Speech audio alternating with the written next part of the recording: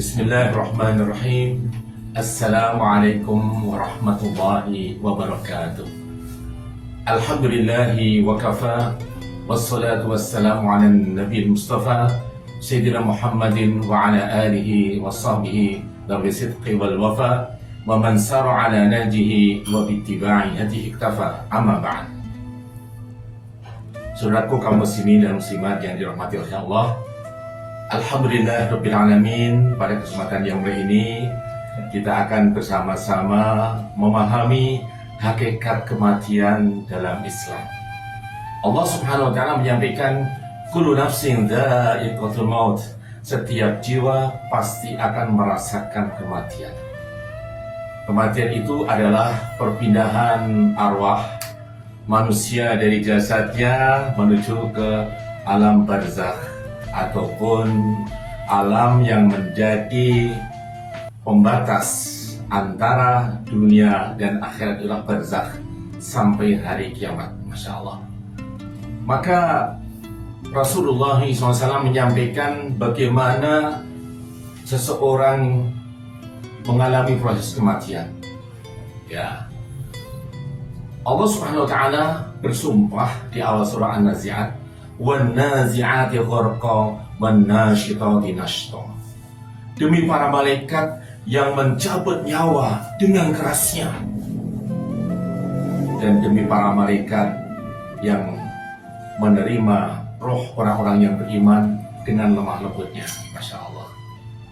Bagaimana prosesnya? Maka baginda Rasulullah SAW menyampaikan, sesungguhnya seorang mukmin ketika datang ajalnya, maka Allah Azza wa Jalla mengirimlah para malaikat dengan pakaian serba putih, dan mereka membawa kain kafan dari surga dan juga minyak wangi dari surga. Masya Allah. Kemudian mereka duduk sampai sejauh mata memandang mengitari orang yang beriman ini. Kemudian Malakul Maut memerintahkan, ya ayyatuhan nafsul mu'minah, wahai jiwa yang beriman, ukhruji ila maghfiratin minallahi wa ridwan, keluarlah engkau menuju ampunan dari Allah dan ridha Allah.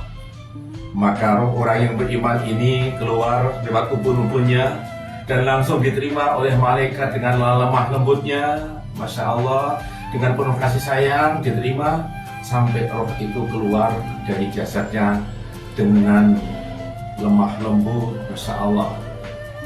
Nabi SAW menggambarkan seperti keluarnya air dari sebuah bejana atau sebuah teko. Masya Allah, sampai habis.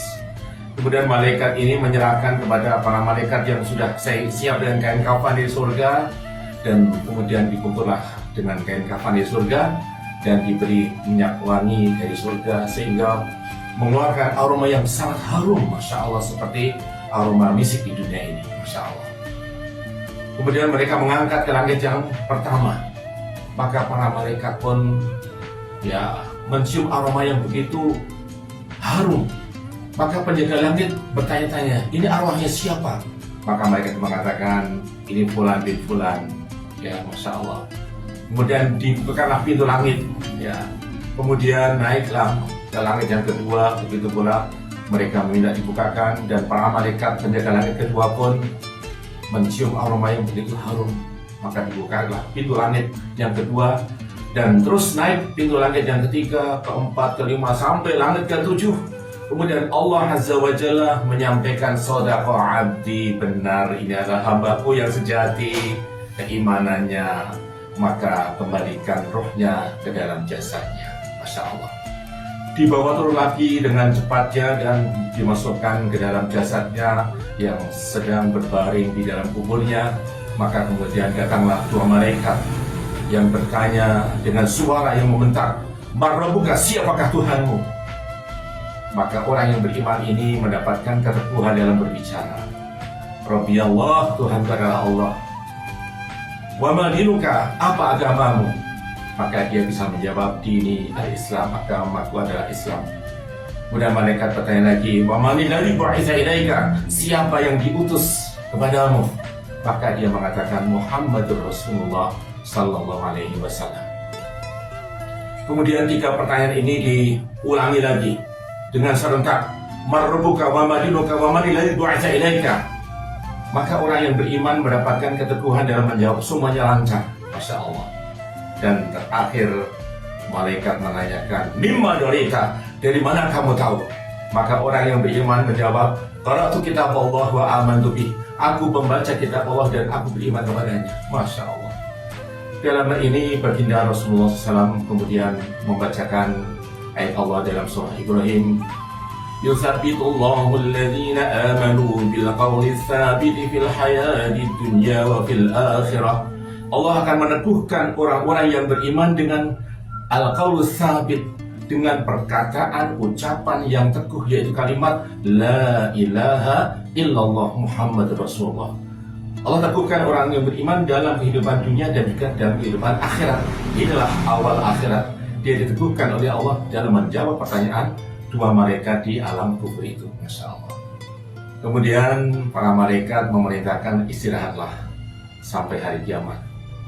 Tiba-tiba amal-amal solehnya itu dimunculkan, datang kepadanya, berwujud sebagai seorang laki-laki yang tampan dengan pakaian yang serba putih, aromanya yang harum, Masya Allah, dengan wajah yang cerah ceria. Maka orang beriman kaget, siapa engkau?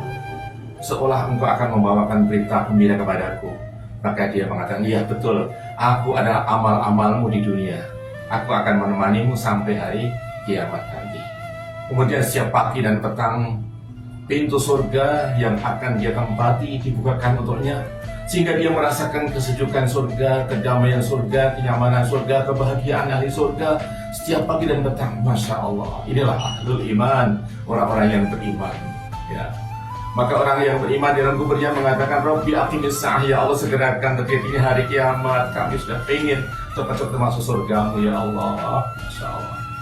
Berbeda dengan orang yang kafir, orang munafik ataupun ahli maksiat. Maka Rasulullah SAW menjelaskan bagaimana ketika datang ajalnya, para malaikat diutus oleh Allah dengan pakaian serba hitam, dan mereka membawa kain kafan dari neraka dan juga balsam dari neraka. Maka kemudian malakul maut, ya, mereka setelah mengitari orang yang akan meninggal ini, malakul maut datang duduk di samping kepalanya dan mengatakan, ya ayatuhan nafsul khabisah, wahai jiwa yang kotor, wahai jiwa yang busuk, ukhruji ila ghadabi minallahi wa adab, keluarlah kamu menuju murka Allah dan azab Allah. Maka arwah orang yang jahat ini nggak mau keluar. Nah, disinilah malaikat maut mencabutnya dengan sekuat tenaga, karena sudah saatnya datang, ajal tidak bisa ditunda dan tidak bisa diajukan. Nah, sebagaimana Allah sampaikan, la yastakhiruna sa'atan wa la yastaqdimun. Apabila datang ajal mereka, tidak bisa mereka itu menunda sejenak pun ataupun mengajukan sejenak pun.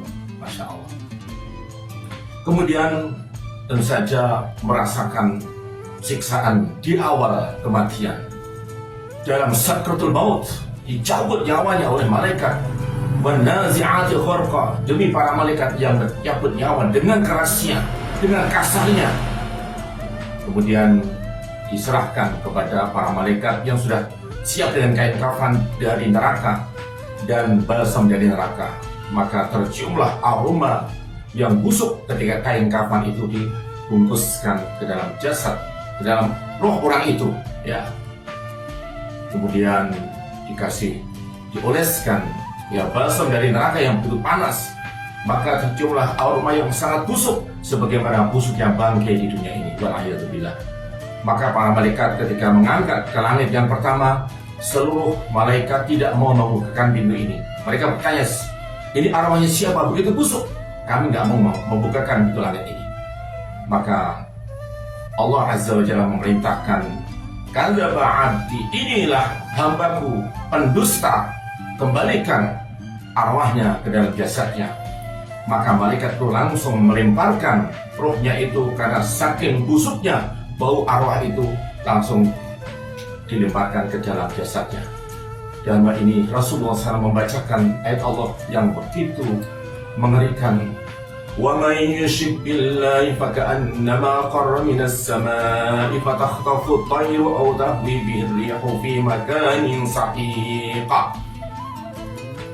Dan siapa yang menyebutkan Allah, maka ibadatnya orang yang jatuh dari langit, kemudian disambar burung, ya, yang ganas, atau dia terjatuh ke dalam jurang yang begitu curam. Wal'iyadzubillah.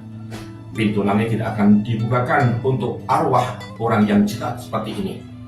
Ya, maka Rasul pun membacakan ayat Allah, Innal ladzina kazzabu bi ayatina wastakbaru anha la tufattahu lahum abwabus samaa wa la yadkhuluna al-jannata hatta yalijal jamalu fi sammil khiyat. Sesungguhnya orang-orang yang mendustakan ayat kami dan menyombongkan diri dari ayat-ayat kami, tidak akan dibukakan pintu langit satupun, dan mereka tidak akan masuk surga, sehingga ada seekor unta masuk ke dalam lubang jarum. La haula wala quwwata illa billah. Mustahil. Al-jamal, seekor unta, ataupun ada yang menafsirkan yang lain adalah ya tambang yang besar seperti tambang kapal. Mungkinkah tambang kapal itu masuk ke lubang jarum? Tidak mungkin. Hatta yarijal jamalu fi sambil khiyam. Wa kadzalika nazil mujrimin, demikianlah kami membalas orang-orang yang durhaka, orang-orang yang jahat, ya, membangkang perintah-perintah Allah. Kemudian dua malaikat datang, ya, dan menanya, "Man rabbuka?" Siapa Tuhanmu? Maka dia tidak bisa menjawab. Ya. Kemudian, apa agamamu? Dan siapa nabi yang diutus kepadamu? Tidak bisa menjawab. Ya. Kalau orang munafik, maka dia mengatakan, aku mendengar banyak orang mengatakan demikian-demikian. Tapi ketika ditanya, ma daraita wa ma talaut, kamu tidak tahu dan tidak pernah membaca kitab Allah, maka kemudian diambillah pukul besi dan dipukulkanlah, ya, kepala orang yang durhaka itu, sehingga dia menjerit dengan jeritan yang begitu keras dan didengar oleh sekitarnya, kecuali dua kelompok besar, yaitu manusia dan bangsa jin. Kemudian setiap pagi dan petang pintu neraka dibukakan untuknya, sehingga dia merasakan panas si api neraka, siksaan yang disegerakan, sebagaimana Allah sampaikan, وَلَنُذِيقَنَّهُمْ مِنَ الْعَذَابِ الْأَدْنَى دُونَ الْعَذَابِ الْأَكْبَرِ لَعَلَّهُمْ يَرْجِعُونَ. Dan kami timpakan kepada mereka siksaan yang dekat sebelum datang siksaan yang besar, yaitu siksaan kubur sebelum datangnya siksaan api neraka yang besar, agar mereka bisa kembali kepada kebenaran, menyadari adanya siksa kubur dan nantinya akan adanya siksa api neraka. Maka oleh sebab itu, orang yang kafir di dalam kuburnya itu menyesali atas perbuatannya di dunia. Datanglah, ya, amal-amalnya diwujudkan sebagai seorang laki-laki yang berpakaian serba kotor, serba busuk, baunya menyengat, tidak nyaman, ya, wajahnya jelek. Maka dia kaget, siapa kamu? Seolah-olah engkau akan membawakan berita buruk kepadaku. Iya, akulah amal-amalmu di dunia. Nah, inilah orang yang kafir, orang yang durhaka kepada Allah, sudah ditemani oleh laki-laki yang busuk, jelek wajahnya.